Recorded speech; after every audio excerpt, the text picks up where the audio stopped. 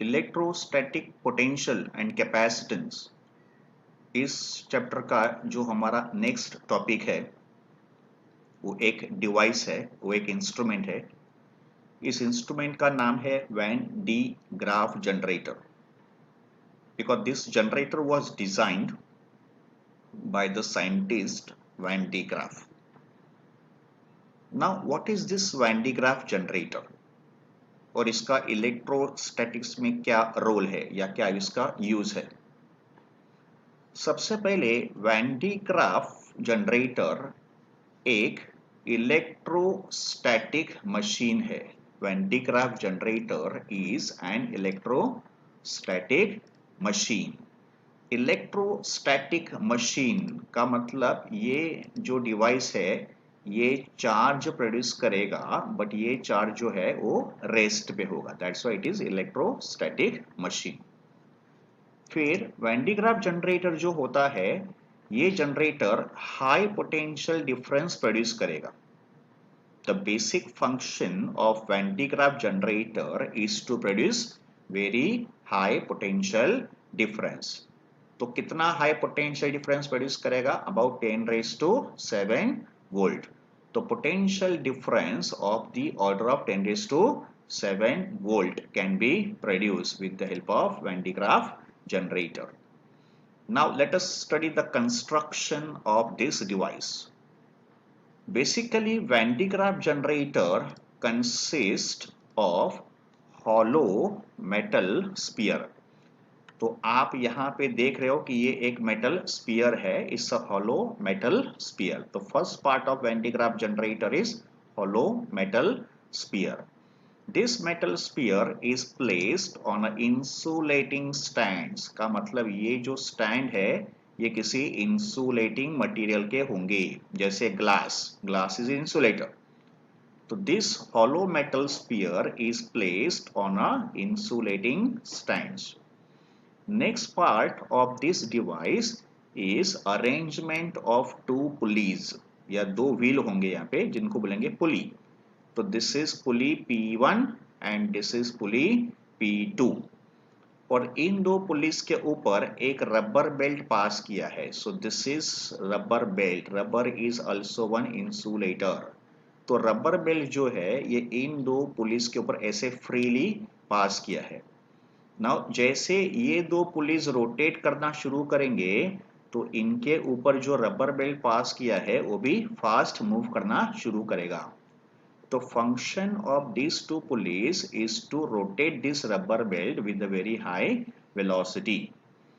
Police को rotate करने के लिए, इन दो पुलिस को रोटेट करने के लिए we require electric motor. तो P1 के बाजू में एक इलेक्ट्रिक मोटर भी अटैच करेंगे। with the help of electric motor P1 is set into rotation. जैसे P1 रोटेट करना शुरू करेगा ऑटोमेटिकली P2 भी रोटेट करना शुरू करेगा, because both are connected with the help of this rubber belt.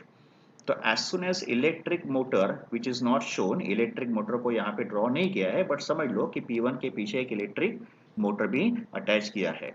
तो as soon as electric motor is switched on, P1 and P2 and the rubber belt will start moving with a very high velocity. The function of this arrangement is to set the rubber belt into motion. फिर इस instrument का जो next part है वो है दो conductors. एक को हम लोग कॉल करेंगे C1 and the second conductor को कॉल करेंगे C2. C1 is called emitter comb and C2 is called collector comb. इनका जो स्ट्रक्चर है ये कोम की तरह है, दैट्स वाई इसको बोलेंगे एमिटर कोम और इसको क्या बोलेंगे? कलेक्टर कोम।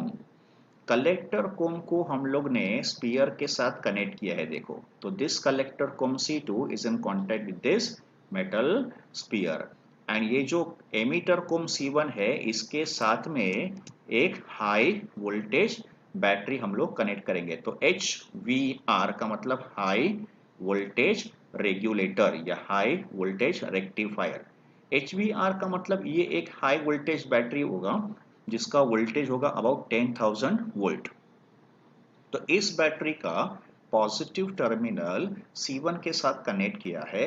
इसका मतलब C1 will remain at positive potential and the negative terminal of this battery is connected to earth.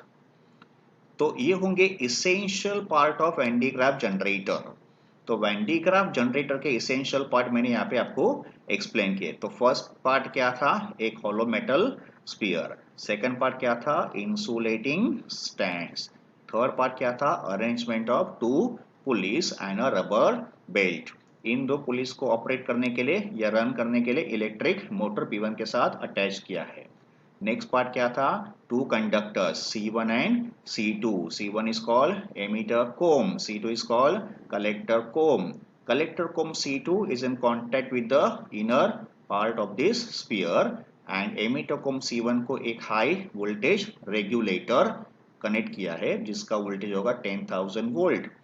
Positive terminal of HVR is in contact with C1 and negative terminal is connected to earth. तो ये होंगे essential part. अभी इसके बाद इस instrument के साथ हम लोग एक डिस्चार्ज ट्यूब कनेक्ट करेंगे. तो this D stands for discharge tube.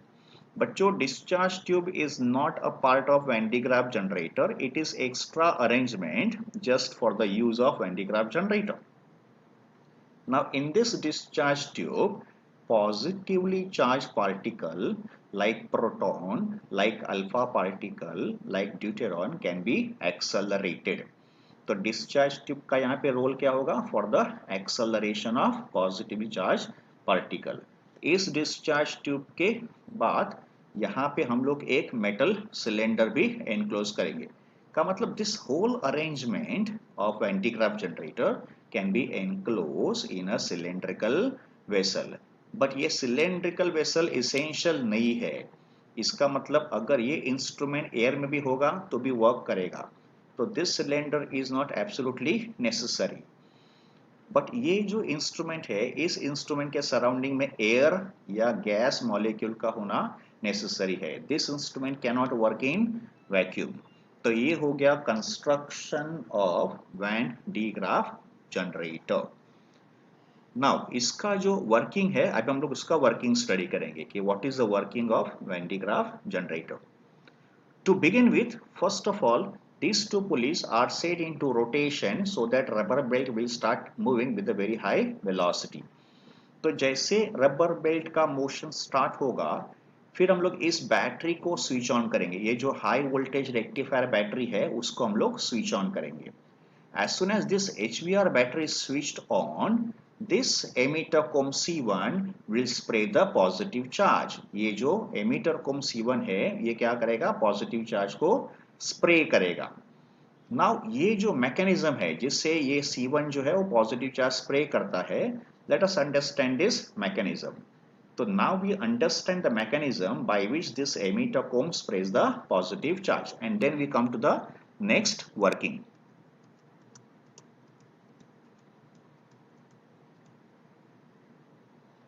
Okay तो इस डायग्राम में हम लोग स्टडी कर रहे हैं mechanism by which emitter comb sprays the positive charge. ये जो प्रिंसिपल है जिससे एमिटर कोम पॉजिटिव चार्ज को स्प्रे करता है इस प्रिंसिपल को बोलते हैं कोरोना डिस्चार्ज. कोरोना डिस्चार्ज और we can say action at a point. आपको पता है कि एमिटर कोम जो है उसमें ऐसे पॉइंटेड एंड्स थे. तो ये एमिटर कोम का एक पॉइंटेड एंड मैंने यहाँ पे ड्रॉ किया है और इसके ऊपर पॉजिटिव चार्ज होगा because emitter comb is given positive end of the battery. Now because of this pointed end यहाँ पे एक huge and strong electric field generate होगा. तो in this region there is a strong electric field and this is action at a point. का मतलब हम लोग इस पॉइंट की बात कर रहे हैं. तो एक स्ट्रॉन्ग इलेक्ट्रिक फील्ड यहाँ पे जनरेट होगा और ये इलेक्ट्रिक फील्ड क्या करेगा? तो सराउंडिंग एयर मॉलिक्यूल्स को आयोनाइज करेगा. तो strong electric field at the pointed ends will ionize the gas molecules. Because of ionization of gas molecules, molecule split into negative and positive ions. तो ये होंगे negative and positive ions of the ionized gas molecules. Negative ions, that is electrons, will get attracted towards this positive charge and they will get neutralized. And ये जो positive ions होंगे ये positive ions इस positive charge से repel होंगे because like charge will repel each other. तो ये positive charge इस तरफ मूव करेंगे और इनके मूवमेंट का जो फ्लो होगा उस फ्लो को बोलेंगे इलेक्ट्रिक विंड। जैसे नॉर्मल विंड होता है फ्लो ऑफ एयर, वैसे इन पॉजिटिव चार्ज का जो फ्लो होगा उसको बोलेंगे इलेक्ट्रिक विंड। और ये पॉजिटिव आयंस जो है वो एमिटर को स्प्रे करेगा and this principle is called corona discharge. Let us come back to the initial slide. Okay, तो हमने स्टडी किया है कि कोरोना डिस्चार्ज क्या होता है। Okay, now let us move on with the remaining working. तो जैसे बैटरी ऑन करेंगे ये C1 क्या करेगा, पॉजिटिव चार्ज स्प्रे करेगा। अभी हमने स्टडी किया है कि पॉजिटिव चार्ज कैसे स्प्रे होता है। पॉजिटिव चार्ज जो स्प्रे होगा ये इस रबर बेल्ट पे फॉल करेगा और रबर बेल्ट तो मोशन में है, तो रबर बेल्ट क्या करेगा, इस पॉजिटिव चार्ज को ऐसे बॉटम से टॉप तक ट्रांसफर करेगा। तो positive charge which is emitted by the emitter comb will move through the rubber belt to the top. तो ये पॉजिटिव चार्ज यहाँ से यहाँ पे फ्लो किया बिकॉज रबर बेल्ट मोशन में है। नाउ एट द टॉप ये जो पॉजिटिव चार्ज है ये कलेक्टर कोम कलेक्ट करेगा। तो this positive charge is collected by the collector comb and it is transfer to the outer surface of the sphere. तो ये जो पॉजिटिव चार्ज है ये कलेक्टर कोम C1 कलेक्ट करेगा और ये यहाँ पे डिपॉजिट होगा। तो जैसे इंस्ट्रूमेंट वर्क करना शुरू करेगा this positive charge will get deposited on the outer surface of the sphere. तो ये हो गया पॉजिटिव चार्ज का डिपोजिशन। तो जैसे इंस्ट्रूमेंट वर्क करेगा इस स्फीयर के आउटर सरफेस पे पॉजिटिव चार्ज डिपॉजिट होगा। As charge increases, potential will also increase because we know that for a conductor, charge is directly proportional to potential. So after some time, huge amount of potential is generated by this Van de Graaff generator. Now this potential can be used for the acceleration of charged particle in a discharge tube. तो इस discharge tube के इस तरफ एक हम लोग source रखेंगे और ये सोर्स होगा पॉजिटिव आयन का मतलब इस सोर्स में से पॉजिटिव आयन एमिट होंगे जिनको हमको एक्सेलरेट करना है।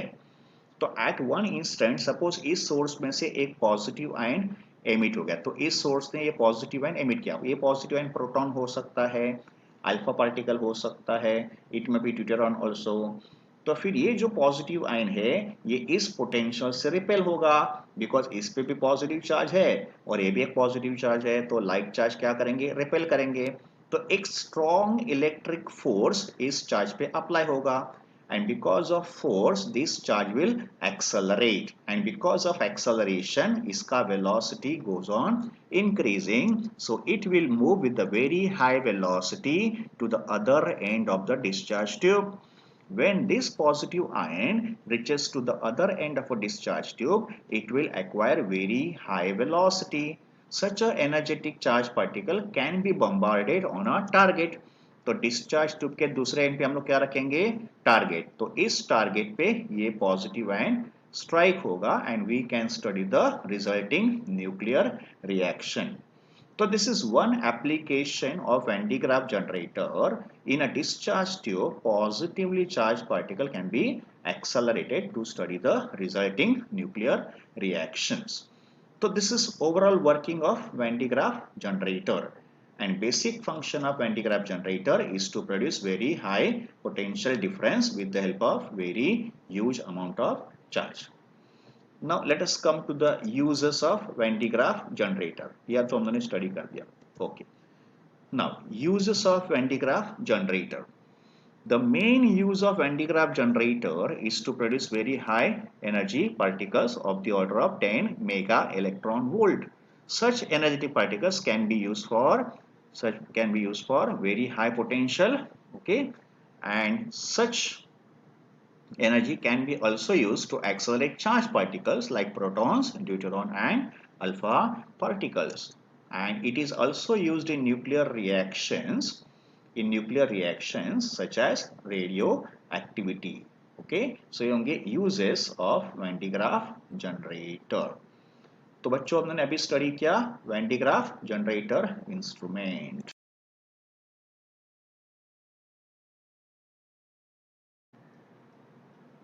नेक्स्ट टॉपिक का नाम है डाई इलेक्ट्रिक्स। डाई इलेक्ट्रिक का मतलब होता है इंसुलेटर। तो जो सब्सटेंस इंसुलेटर होगा, नॉन कंडक्टिंग होगा, उस सब्सटेंस को बोला जाएगा डाई इलेक्ट्रिक। तो व्हाट इज डाई इलेक्ट्रिक? तो dielectric are non conducting substance, and they are non-conducting substance because they do not contain free electrons। जिस सब्सटेंस में फ्री इलेक्ट्रॉन्स नहीं होंगे उस सब्सटेंस को क्या बोलेंगे? Dielectric. Examples of dielectric substance. Let us see what are the examples of dielectric substance. Now, these are examples of dielectric substance. Some examples are in the solid state and some examples are in the liquid state. So, solid state dielectrics: ceramic, glass, plastic, rubber, mica and asbestos. तो ये होंगे कुछ dielectric substance के example जो solid state में। Examples of liquid dielectrics: mineral oil, silicon oil, magnesia. तो these are examples of dielectrics which are in the liquid state. So basically dielectrics are non-conducting substances.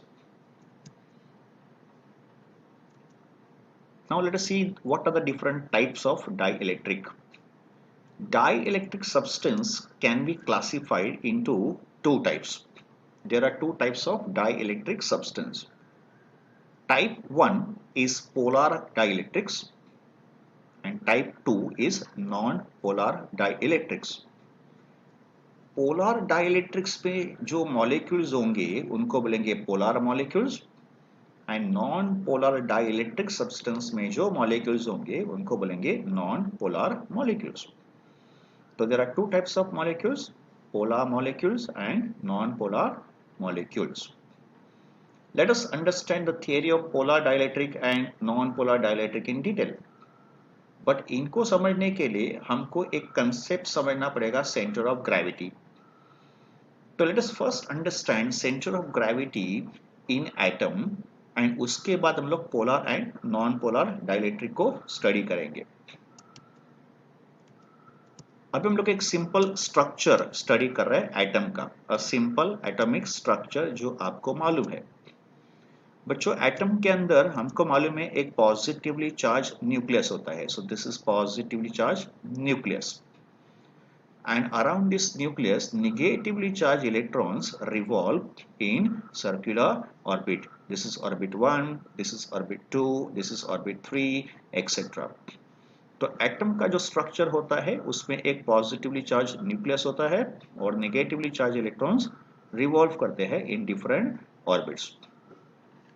तो atom के अंदर nucleus का एक मास होगा और इन सब इलेक्ट्रॉन्स का एक टोटल मास होगा। And every substance which is having mass will experience force of gravity, and that force of gravity is called its weight. Weight is the gravitational force acting on the body, और weight का formula होता है m into g। तो यहाँ पे अगर हम लोग एटम की बात करेंगे तो एक वेट तो इस न्यूक्लियस का होगा, बिकॉज न्यूक्लियस है सर्टेन मास, तो इसका एक वेट होगा, और ये जो इलेक्ट्रॉन्स है इनका एक कंबाइंड मास होगा, तो उनका भी एक कंबाइंड वेट होगा। इसका मतलब एटम के अंदर दो सेंटर ऑफ ग्रेविटी होंगे, एक होगा centre of gravity of nucleus and दूसरा होगा centre of gravity of these electrons. Centre of gravity is the point through which the whole weight of the body is acting. इसका मतलब इस nucleus का जो वेट होगा वो एक पॉइंट से एक्ट करेगा, that point is called centre of gravity. और ये जो इलेक्ट्रॉन्स होंगे इनका भी एक टोटल वेट होगा जो एक सर्टेन पॉइंट से एक्ट करेगा, that is called centre of gravity of electrons. तो inside the atom there are two centre of gravity, one is centre of gravity of nucleus and the other one is centre of gravity of electrons. इस बात को याद रखो कि atom के अंदर दो सेंटर ऑफ ग्रेविटी होते हैं, एक सेंटर ऑफ ग्रेविटी होता है न्यूक्लियस का और दूसरा सेंटर ऑफ ग्रेविटी होता है सब इलेक्ट्रॉन्स का combine. Okay, let us start with the theory of non-polar dielectrics. We know there are two types of dielectrics. One is polar and the other one is non-polar dielectrics. तो let us start with the theory of non-polar dielectrics. इस substance के अंदर जो molecules होंगे उन molecules को क्या बोलेंगे? Non-polar molecule. Now this is one non-polar molecule. ये मैंने एक स्ट्रक्चर ड्रॉ किया है नॉन-पोलर मॉलिक्यूल्स का. Now in this molecule, as we observe, this is positively charged nucleus and this is negatively charged electrons. और ये होगा उनका कॉमन सेंटर ऑफ ग्रेविटी. ये जो आप ब्लैक डॉट ऑब्जर्व कर रहे हो ये है centre of gravity of nucleus and centre of gravity of electrons. तो in the case of non polar molecules, centre of gravity of nucleus and electron coincide. का मतलब न्यूक्लियस एंड इलेक्ट्रॉन्स के centre of gravity एक ही place पे होंगे. They will coincide. So this is coincidence of center of gravity. CG का मतलब center of gravity. तो एक ही पॉइंट पे न्यूक्लियस और इलेक्ट्रॉन के सेंटर ऑफ ग्रेविटी होंगे. As a result, positive charge and negative charge will lie at one place. Therefore, there is no formation of electric dipole in non-polar molecule. What is electric dipole? Electric dipole consists of two charges which are equal but unlike. का मतलब अगर एक charge plus Q होगा तो दूसरा charge minus Q होगा, but they should be separated by certain finite distance. यहाँ पे बच्चों पॉजिटिव चार्ज भी है और नेगेटिव चार्ज भी है, बट फिर भी डाइपोल फॉर्मेशन नहीं हो रहा है because both the charges coincide each other. तो non polar molecule does not possess electric dipole. और ये होगा condition of non polar molecule when no external field is applied. तो अभी तक हमने इस मॉलिक्यूल को एक्सटर्नल फील्ड नहीं अप्लाई किया है. तो in the absence of external electric field this will be the structure of non polar molecule. Centre of gravity will coincide. अभी हम लोग क्या करेंगे, इस नॉन पोलर मॉलिक्यूल को एक्सटर्नल इलेक्ट्रिक फील्ड में रखेंगे. तो we apply external electric field to this non polar molecule. External electric field apply करने के लिए we take two metal plates. These are two metal plates. This is plate 1 and this is plate 2 and we connect external battery across this metal plates. Battery का positive terminal इस plate के साथ connect करेंगे और battery का negative terminal इस plate के साथ कनेक्ट करेंगे. And when the battery is switched on, इन दो प्लेट के बीच में इलेक्ट्रिक फील्ड प्रोड्यूस्ड होगा. Direction of electric field E is from positive charge to negative charge. So this E represent external electric field. तो इस electric field में ये मॉलिक्यूल अभी हम लोग प्लेस करेंगे. As soon as this molecule comes inside the electric field, observe. As soon as this molecule comes inside the electric field, अब ये मॉलिक्यूल इलेक्ट्रिक फील्ड के अंदर आ गया. तो see the changes taking place in the molecule. इसमें हम लोग observe करेंगे दो चेंजेस. देखो ये मॉलिक्यूल था in the absence of electric field और इस सेम मॉलिक्यूल का देखो पोजीशन हो गया in the presence of electric field. We observe two changes. Number 1, सबसे पहले इस मॉलिक्यूल का शेप देखो. इस मॉलिक्यूल का शेप चेंज हो गया है. मॉलिक्यूल थोड़ा स्ट्रेच्ड आउट हो गया है. Molecule is stretched. At the same time इनके जो सेंटर ऑफ ग्रेविटी थे वो भी अभी अलग अलग हो गए. This is centre of gravity of electrons and this is centre of gravity of nucleus. ये ऐसे क्यों हुआ? बिकॉज नेगेटिव चार्ज और पॉजिटिव चार्ज का इलेक्ट्रिक फील्ड में पोलराइजेशन हुआ. पोलराइजेशन का मतलब ये जो नेगेटिव चार्ज था इलेक्ट्रॉन्स का, ये इलेक्ट्रिक फील्ड के पॉजिटिव चार्ज की तरफ अट्रैक्ट हो गया और न्यूक्लियस का जो पॉजिटिव चार्ज था वो इस नेगेटिव चार्ज ऑफ इलेक्ट्रिक की तरफ अट्रैक्ट हो गया. तो nucleus gets attracted towards negative charge and electrons gets attracted towards positive charge. So this is called polarization of charges. As a result of polarization of charges, दोनों center of gravity now got separated and therefore now there is a distance between negative charge and positive charge. तो ये dot क्या है? ये dot है center of gravity of electrons और ये dot क्या रिप्रेजेंट कर रहा है? It is center of gravity of nucleus. तो अभी दोनों के सेंटर ऑफ ग्रेविटी अलग होने से अभी इनके बीच में एक इलेक्ट्रिक डाइपोल का भी फॉर्मेशन हो गया। इलेक्ट्रिक डाइपोल का डायरेक्शन होता है from negative charge to positive charge. So this is direction of electric dipole moment from negative to positive charge and P represent electric dipole moment. So in the presence of external electric field, this non-polar molecule acquires one electric dipole moment which is from negative charge to positive charge. So this is non-polar molecule in the absence of electric field and this is polar molecule, non-polar molecule in the presence of electric field. अभी तक हम लोगों ने non polar molecule एक single molecule का structure study किया इन the absence of electric field and in the presence of electric field. अभी next part में हम लोग स्टडी करेंगे एक नॉन पोलर डाइलेक्ट्रिक का स्लैब। तो consider one non polar dielectric slab. तो ये एक स्लैब है। ओके, तो ये एक स्लैब है एंड इस स्लैब के अंदर there are so many molecules. Previous case में हमने सिर्फ एक मॉलिक्यूल कंसीडर किया था। तो अगर ये पूरा स्लैब है, अगर ये पूरा सब्सटेंस है, तो फिर इस सब्सटेंस के अंदर large number of non polar molecules होंगे। So this is one molecule, this is second molecule and so on. तो this is non polar dielectric slab containing non polar molecules. But ये जो स्लैब है, ये slab electric field में नहीं रखा है। तो this is structure of non polar slab in the absence of electric field. अभी तक हमने इसको इलेक्ट्रिक फील्ड अप्लाई नहीं किया है, मतलब ई कितना है, 0। Now as we know, in the absence of electric field, center of gravity of electrons and nucleus coincide. तो यहाँ पे माइनस साइन का मतलब इलेक्ट्रॉन्स, प्लस साइन का मतलब nucleus and this dot represent centre of gravity. तो दोनों के सेंटर ऑफ ग्रेविटी एक ही पॉइंट पे है, so there is no formation of electric dipole. अभी ये जो डाइलेक्ट्रिक स्लैब है, इसको हम लोग एक्सटर्नल इलेक्ट्रिक फील्ड में रखेंगे। तो नेक्स्ट पार्ट में let us keep this slab in a external electric field. तो external electric field is produced with the help of these two metal plates. One plate is positively charged and the second plate is negatively charged. Direction of electric field is from positive charge to negative charge. So let E0 be the external electric field applied. Now we place this dielectric slab inside the electric field. तो इस slab को अभी हम लोग electric field में place करेंगे।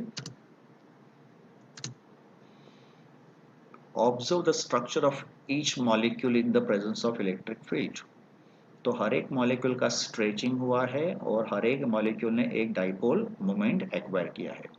सो this is centre of gravity of electron, this is centre of gravity of nucleus. Centre of gravity अभी separate हो गए, तो इनमें एक इलेक्ट्रिक डाइपोल का फॉर्मेशन हो गया और ये जो येलो एरो है, ये इलेक्ट्रिक डाइपोल मोमेंट का डायरेक्शन है। तो in the presence of external electric field, every molecule will acquire dipole moment, but all the dipole moments, observe the direction of dipole moment of all the molecules, so all dipole moments are aligned in one direction का मतलब all dipole moments are parallel to each other. So this is structure of non-polar dielectrics in the presence of electric field. तो previous case में एक molecule consider किया था। Now in this case we have consider one slab which contains many molecules. So this was theory of non polar dielectrics. Now let us come to the next type of dielectric. Second type of dielectric is called polar dielectric. Polar dielectric के अंदर जो molecules होंगे उनको बोलेंगे polar molecules. Now this is one polar molecule and this is structure of polar molecule in the absence of external electric field. तो जब भी electric field नहीं होगा तो पोलर मॉलिक्यूल्स में centre of gravity of electron and centre of gravity of nucleus coincide नहीं होगा। तो centre of gravity of electron and nucleus do not coincide in the case of polar molecule. तो जिस molecule में centre of gravity coincide नहीं होता है, such molecule is called polar molecule, और जिनमें सेंटर ऑफ ग्रेविटी कोइंसाइड होता है, such a molecule is called non polar molecule. तो this is structure of polar molecule in the absence of external electric field.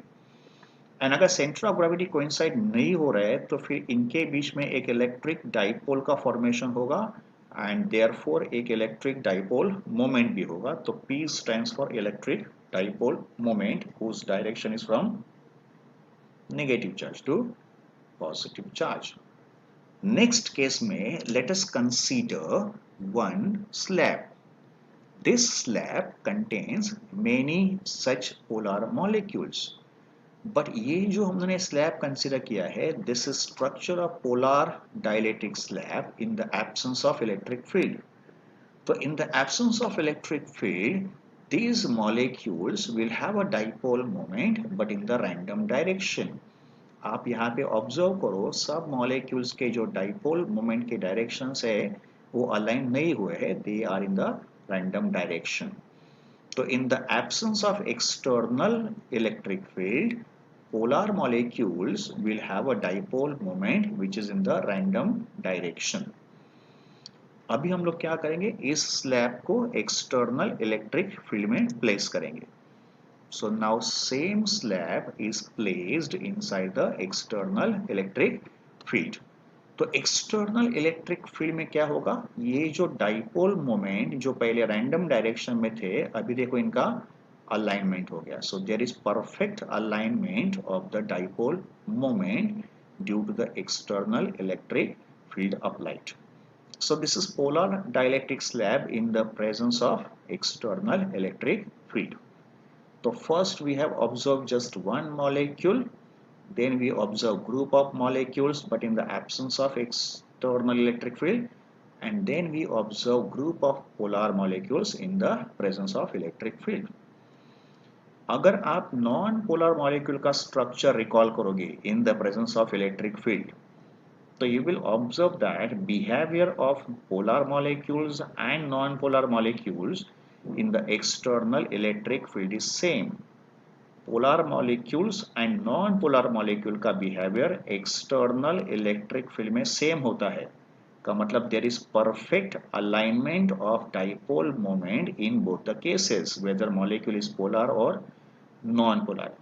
तो दोनों का similarity ये है कि दोनों का बिहेवियर एक्सटर्नल इलेक्ट्रिक फील्ड में सेम होता है. Difference arises in the absence of electric field. In the case of polar molecule, center of gravity coincide नहीं होता है.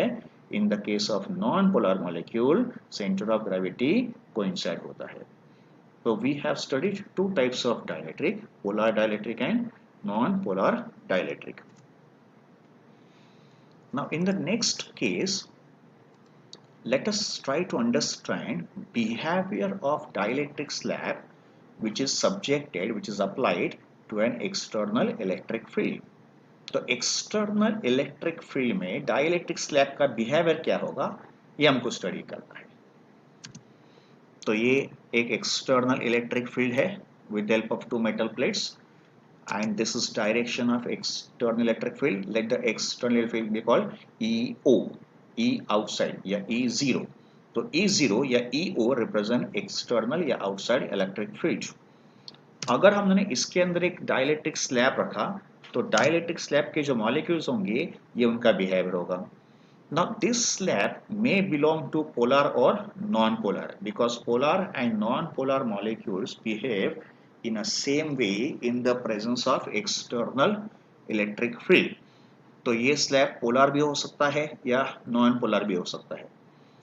Now, if you observe the dielectric slab, there is accumulation of negative charge on the left side of the dielectric, and there is accumulation of positive charge on the right side of the slab. तो यहाँ पे negative charge accumulate हो गया और यहाँ पे positive charge accumulate हो गया. As a result, there will be an induced negative charge on this end of the conductor, and there is an induced positive charge on this side of the slab. तो यहाँ पे एक positive charge induced होगा और यहाँ पे एक negative charge induced होगा. Therefore there is a production of one electric field internally. का मतलब इस स्लैब के अंदर भी एक इंटरनल इलेक्ट्रिक फील्ड जनरेट होगा and direction of internal electric field is from positive charge to negative charge. तो इस इलेक्ट्रिक फील्ड को हम लोग कॉल करेंगे EP, where EP stands for electric field due to polarization. P stands for polarization. So now here we see two types of electric field in this diagram. One is EO and other is EP. EO is external electric field which is applied, and EP is internal electric field which is produced due to polarization of charges.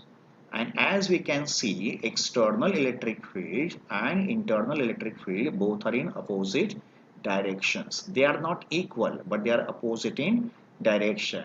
In fact, external electric field will always be stronger than internal electric field. External electric field internal field से हमेशा strong होगा, but they will be in opposite direction. So this is behavior of dielectric slab in the presence of external electric field. Let us try to understand few terms. तो I have carried the same diagram in the next slide. यहाँ हम लोग दो electric field को observe कर रहे हैं. What is EO? It is external electric field applied. What is EP? What is EP? EP क्या है? It is induced electric field due to polarization of charges. Because एक तरफ पॉजिटिव चार्ज इंड्यूस्ड हो गया और एक तरफ नेगेटिव चार्ज. तो इन दोनों का जो डिफरेंस होगा that is EO minus EP, that will be called as E. तो E क्या है? EO minus EP. And this E will be called as reduced value of electric field. So E stands for reduced value of electric field because external electric field is reduced by the amount EP, which is internal electric field. So EO stands for external electric field applied, EP stands for induced electric field due to polarization, and E, which is difference of EO and EP, will be called as reduced value of electric field. So this is slab behavior in the presence of external electric field. अभी कुछ basic terms define करेंगे, उसके बाद theory of dielectrics will get over. This structure is very much familiar. आपने इस structure को previous slide में भी देखा था. This structure of dielectric slab, this slab can be of polar or non-polar in the presence of electric field. EO stands for external electric field and EP stands for electric field due to polarization. Now first term जो हमको define करना है उस term का नाम है polarization. तो what is polarization? It is the induced dipole moment developed per unit volume of a dielectric slab. तो यहाँ पे जो induced dipole moment हुआ है, because यहाँ पे positive charge है और यहाँ पे negative charge induced हुआ है, तो amount of induced dipole moment per unit volume of the slab will be called as polarization. इसका दूसरा डेफिनेशन है induced charge per unit area. तो we can say polarisation is dipole moment per unit volume और it is induced charge per unit area. But बच्चों आपको मालूम होगा कि इलेक्ट्रोस्टैटिक्स में charge per unit area is called surface charge density. तो we can say polarization is a type of surface charge density. तो देखो इसका फॉर्मूला क्या होगा. तो formula of polarization, it is QP upon A. What is QP? It is induced charge. And what is A? It is area. So it is charge per unit area, which is sigma, sigma P. What is sigma? Surface charge density. So polarization is nothing but surface charge density. It is induced surface charge density. And as per this formula, इसका unit क्या होगा? Coulomb per metre square. Polarisation का unit coulomb per metre square. अभी second term जो है, अच्छा इसका direction देखो, पोलराइजेशन वेक्टर क्वांटिटी, इसका डायरेक्शन होगा from negative charge to positive charge. Polarisation का direction is from negative charge to positive charge का मतलब इस डायग्राम में from negative charge to positive charge, ये होगा डायरेक्शन फ्रॉम नेगेटिव से पॉजिटिव, लाइक दिस, नेगेटिव से positive. Next term is dielectric constant. Dielectric constant K is a ratio of E0 and E.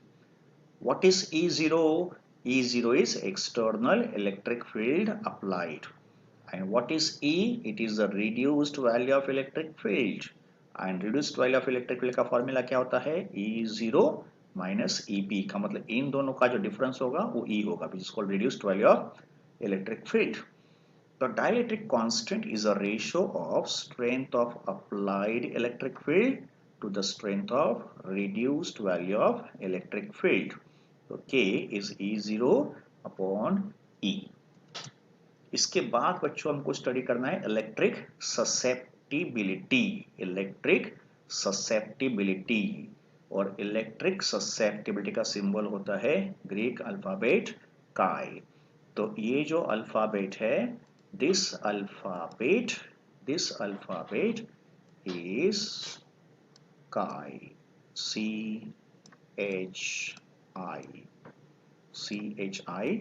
chi, ठीक है। तो ये एक ग्रीक अल्फाबेट है, इसको हम लोग ऐसे लिखेंगे लाइक दिस, ऐसे, ओके। तो इलेक्ट्रिक ससेप्टिबिलिटी का सिंबल क्या है? chi।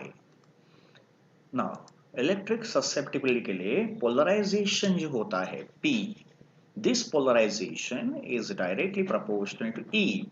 तो P is directly proportional to E. तो we can say P, this P which is polarization is directly proportional to E. And what is E? E is nothing but reduced value of electric field. So P is directly proportional to E, therefore P is equal to chi epsilon into E. Chi and epsilon, they are constant of proportionality, where epsilon is permittivity of a medium and chi क्या होता है? It is electric susceptibility. Okay, तो P equals to chi epsilon into E. So ये हो गया concept of electric susceptibility.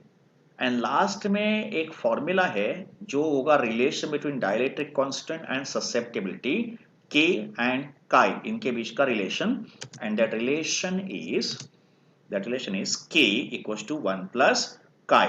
के equals to 1 plus chi. What is K? Dielectric constant. And what is chi? Electric susceptibility. तो dielectric constant equals to 1 plus electric susceptibility. K is unitless and dimensionless, वैसे chi susceptibility chi is also unitless and dimensionless.